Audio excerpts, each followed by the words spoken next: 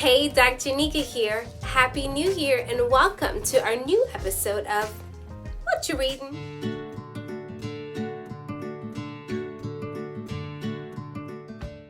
Today, we'll be discussing the book The Rape of Nanking, The Forgotten Holocaust of World War II by Iris Chang.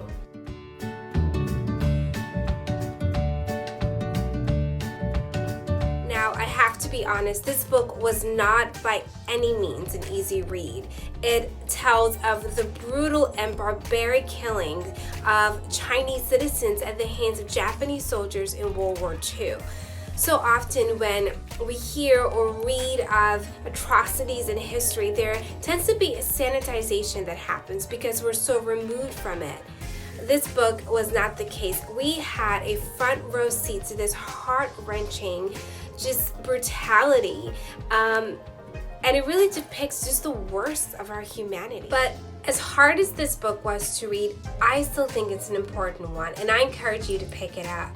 So, as always, here are my 3 takeaways from this book. Point number 1, East meets West. In the U.S., much of our history and knowledge of world events centers around the Western life and experience, and understandably so. When we think about World War II, we think naturally of Hitler and his Holocaust against the Jews, but this book broadens the story. It tells us that across the world, a similar crime is being taken out against the Chinese people at the hands of their Japanese neighbors.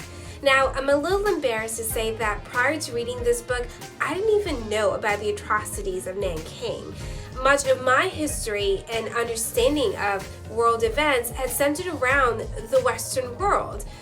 What Chang does in this book is that she challenges me, and now I hope you, to really think not only of the inequities in the spaces and the people who are closest to us, but to really pay attention to the cries of those who may even be continents away. Point number 2. Hate thrives on anonymity. When our enemy is faceless, it's really easy for us to dismiss them and engage in morally and ethically questionable behavior. The Japanese soldiers regarded the Chinese as these feckless weaklings who were not worthy of life or value. In just 6 weeks, 300,000 Chinese people were brutally murdered, many of whom were sexually assaulted, from infants to seniors. No one was spared. I think this book can serve as a cautionary tale for all of us, that we can't get so caught up in our teams, our groups, our politics, that we stop seeing the God-given value in the other person, especially when we disagree with them. Because the moment that we do, that's when we become the worst version of ourselves. Point number 3, lasting consequences. Hate and war are things that don't just impact us in the moment that they occur, they have lasting consequences. The atrocities of Nanking didn't just affect the victims there, they had great impact on many of the people who tried to help. And sadly, this extends to the author herself. Overcome by stress and depression and a lot of pressure stemming from criticisms around her book, Iris Chang took her own life. It's very likely that many of the Japanese soldiers had no clue that their actions in World War II would have such reverberating consequences all these decades later. Look, none of us live in a vacuum, and as free as we are to live the life that we choose, it's really important that we're aware that our actions have impact on those around us.